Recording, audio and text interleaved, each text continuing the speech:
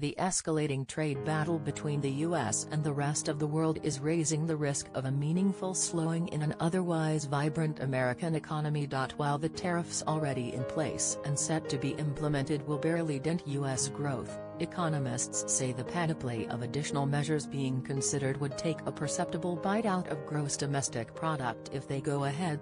It's going to be more noticeably painful, said Peter Hooper, chief economist at Deutsche Bank AG in New York. Hooper, who expects the economy to expand 3% this year, said the steps already taken or in the works would clip just 0.1 percentage point off GDP growth.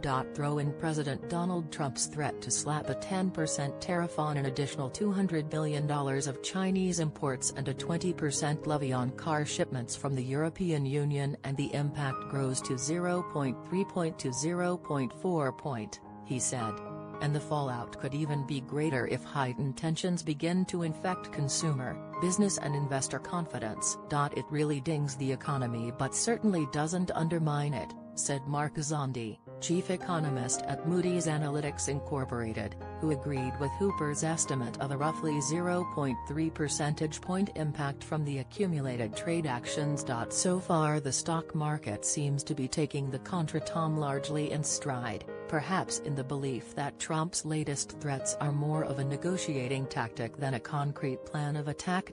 Corporate mindset central bankers though are taking notice.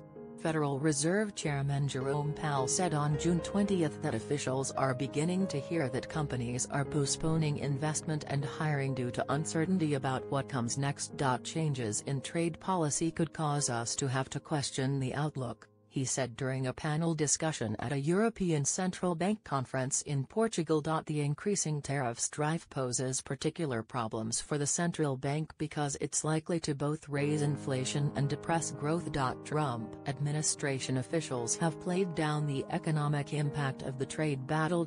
Anyone who thinks the economy is being wrecked doesn't know what they're talking about, Commerce Secretary Wilbur Ross said in a June 21 Bloomberg television interview. The worsening trade friction comes at a time when the U.S. economy is, in the words of Powell, performing very well.